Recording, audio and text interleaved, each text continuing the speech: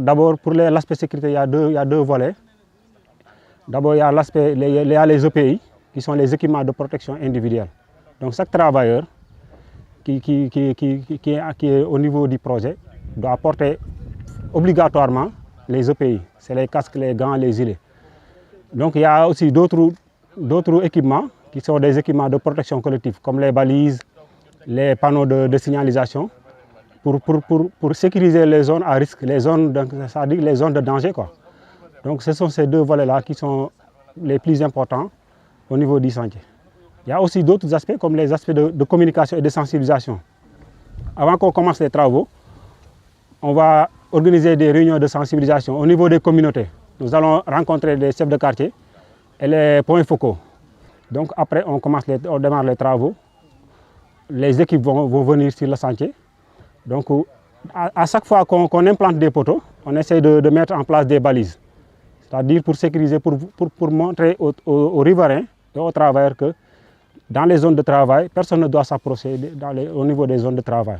Ou bien, une fois qu'une site soit ouvert, on va voir les sapeurs-pompiers, ou bien les postes de santé les plus proches, on va les sensibiliser sur le projet pour leur dire que donc, nous avons un projet PADAES d'électrification.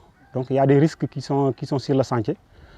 On va les voir pour qu'en cas de problème, en cas d'urgence, les gens vont venir pour secourir les travailleurs.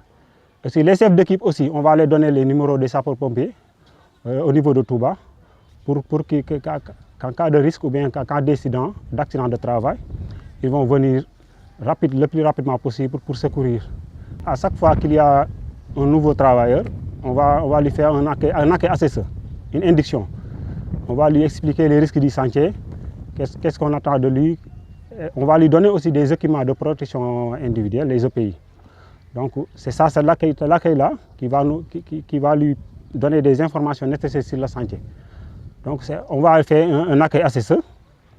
Après, on organise aussi périodiquement des réunions, des réunions des quarts d'heure de sécurité.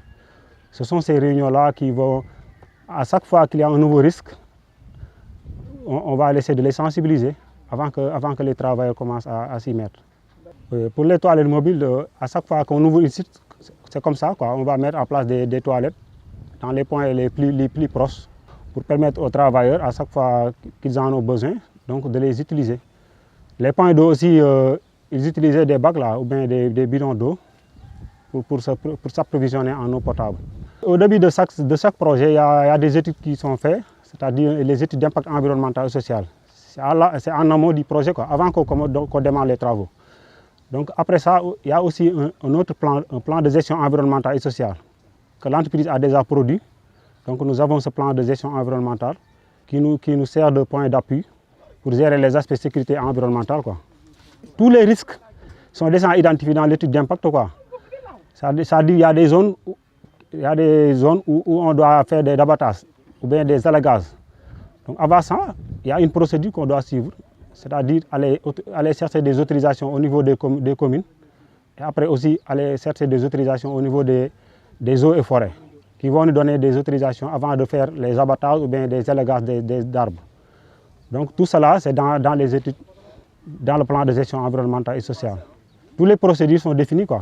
Aussi le plan de gestion des déchets, comment on gère les déchets de chantier, tout cela se trouve au niveau du document. Et nous essayons aussi de les respecter à chaque étape du projet.